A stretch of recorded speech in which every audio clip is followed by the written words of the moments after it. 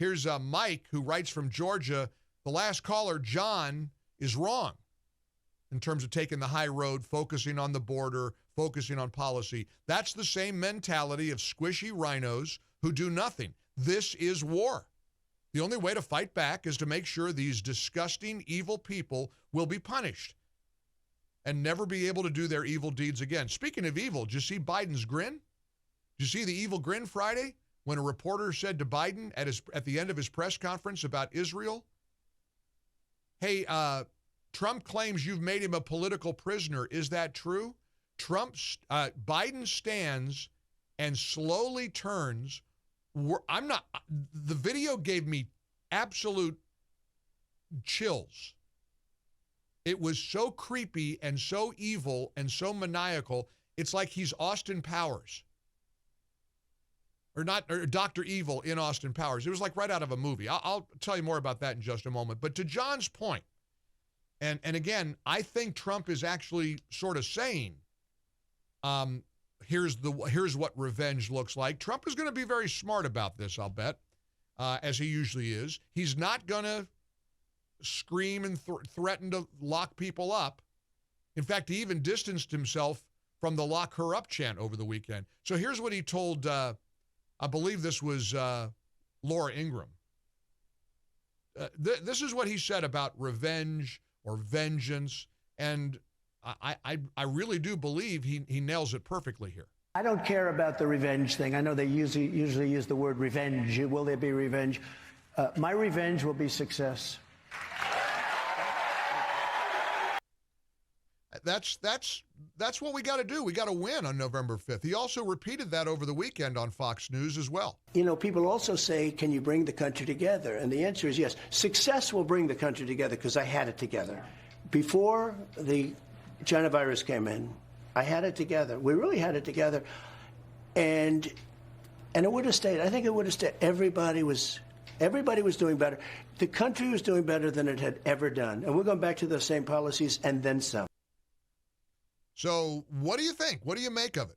800-655-MIKE, 800-655-6453. Scott's in Northern California. Hey, Scott, happy Monday. Welcome to the Mike Gallagher Show.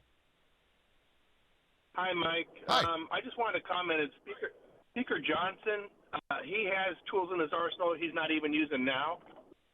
And as far as I'm concerned, the Republicans are in a revolutionary war of sorts, and the Republicans are the British, that they all form up in a line as the guerrilla tactics of the revolutionary patriots pick them apart, hit and run tactics, and they're playing it by different rules. And that's a losing strategy. That's how losers think. Can I ask you a personal question? Because I've been thinking a lot about this lately. Because it hit me over the weekend. I can't believe where we are right now. I can't believe that the Republican nominee for president, who's likely going to win, has just been convicted of 34 felonies. Did you ever think that did you anticipate this? Did you ever see us getting to this point, or is this coming as a complete shock to you? No, I've seen this a long time. I work for the federal government, and I've seen it. It's very entrenched. I've been in the government for over 30 years. Wow. So you knew that we're capable of getting to this point. 60% of the government, I would say, employees think that way, like the left does. So they are leftists. So. Pretty terrifying. Thank you, Scott. Drive safely. One open line, 800-655-MIKE. You know, I think a case could be made. You're not calling it revenge. You're just calling it accountability. Somebody needs to pay for what they've done. They didn't do this to Trump. And incidentally, let's get into some brass tacks here. Mershon, the guy that Trump continues to speak out against, is going to sentence Trump 4 days before the Republican National Convention. You know that's not a coincidence. I mean, frankly, I saw somebody post something on social media. They ought to move the Republican National Convention up to July 4th weekend. Turn it around. Let Trump appear. What's going to happen if Trump is prohibited from attending the convention, either by literally being behind bars or being confined to house arrest? I mean, you tell me what that's going to look like. Again, judging by the response over the weekend, couple $100 million in fundraising, a hero's welcome at the UFC fight, a hero's welcome at Mar-a-Lago, people driving up and down the streets in New Hampshire and New York and the Carolinas and Florida, people saying enough is enough.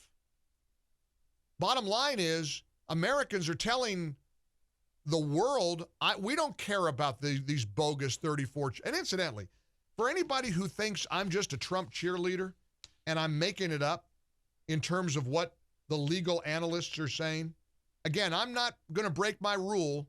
My new rule here, we're not playing CNN clips or MSNBC clips. You're not going to hear Joy Reid anymore on this show. But I will play this clip from Dan Abrams. This is the ABC News chief legal analyst.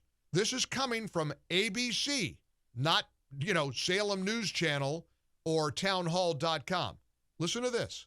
But on the second question of the jury instructions, yeah, there's some real appellate issues here that are serious questions about why didn't the defense even know what the charge was that they were going to be applying, what law that was going to be Which applying. of these three underlying laws? Exactly. And so there were a lot of questions for the defense going into this, I think, as they were making their closing arguments, not even knowing sort of what the law that they were going to be battling over was. What a joke. What an absolute disgrace. 34 felony convictions. Now, again, and hey, CNN legal analyst. Trump is guilty of a charge that, quote, falls within the same technical criminal classification as shoplifting a Snapple and a bag of Cheetos. That's the CNN legal analyst. So spare me your thumping about nobody's above the rule of law. Spare me your righteous indignation over convicted felon Donald Trump. You're a joke in making that argument, and everybody's laughing at you, and Trump's going to win in a landslide. I'm telling you, I believe this with the very core of my being. He's going to win easily on November 5th. Craig's in Pennsylvania. Craig, hello. Yeah, hey, thanks for taking my call. Of course. Before 2016 and since the coronavirus, the Democrats have always been one step ahead of the Republicans, and I think the show trial deal is simply to cover their rears for when they know Trump is going to take back over. And there will be no political will to prosecute Democrats because we've so loudly said, oh, this is all political, everything's political prosecution. So then when they have real crimes that do need to be prosecuted, the Republicans will just look the other way.